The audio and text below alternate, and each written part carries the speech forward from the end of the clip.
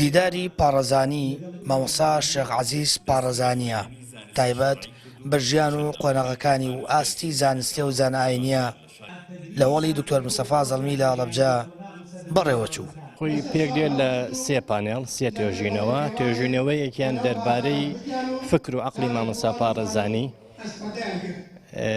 پانێڵێکیان لەسەر ڕۆڵی مامۆستا پارێزانی لە پێگەیاندنی ئەو خوێندکارانی کە ئێستا ئەمڕۆ ڕۆڵی سەرەکییان هەیە، پانێڵێکی کەش دەربارەی بەرهەم و نووسینەکانی مامۆستا پارێزانی لە تەمەنێکی 48 ساڵەیە کە توانی گەورەترین شاکار بنووسێتەوە، شاکارەکەش کە زیاتر پێناسراوە ئێسش کتێبخانەی کوردی شانازی پێوەکە ژیانی پێغەمبەری مەزنە درود و سەلامی خۆی لەسەر بێت.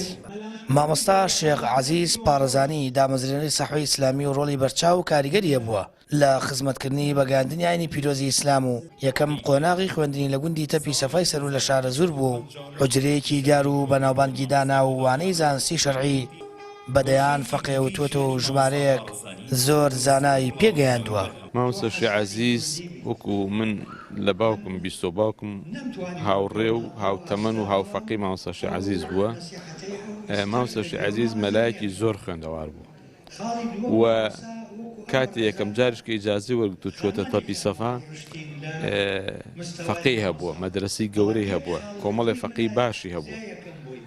لەبەرەوە مامۆستایەکی لە ئیشەکانیەوە بۆ کۆمەڵی فەقێ و تەڵەبەی باشی پێگەیاندووە.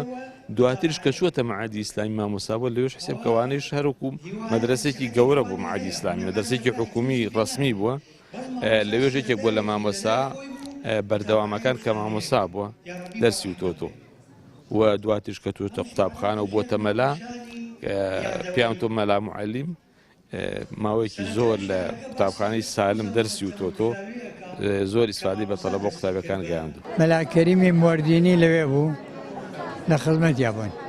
ئەم فەقانە لەو کاتانە لە خزمەتی مامۆستا بوون و مامۆستا بە جوانی دەرسی علومی فقهی پێوتن، دەرسی علومی نەحو و سەرف و بەدیع و ئەوانەیان ئەخۆن لە خزمەتی مامۆستا، چونکی ئەو علمانە لە کاتی خۆیان بریتی بوون هەر علمی قەدیم، علمی قەدیمیش بریتی بوو لە علمی کەلام، علمی نەحو، علمی سەرف، علمی بەدیع، فقه، تەفسیر، ئەوانە هەمووی ئەخوێنرا.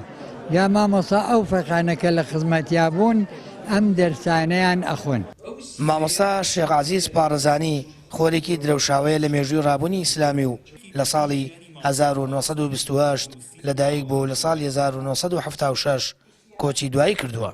دەیان بەرەمی زانستی و شەرعی هەبوو و دیارترین شاکاریشی ژیان نامەی پێغەمبەری مەزنە. مامۆستا پارێزانی لە ڕووی کۆمەڵایەتیەوە کەسایەتیەکی دیار و کاریگەر بووە و زانایەکی شارەزا بووە. دەیان کەس لەسەر دەستی ئەو بوونەتە مەلا و زانایی ئاینی. سامان فەتاح، کەناڵی ئاسمانی پەیام، هەڵەبجە.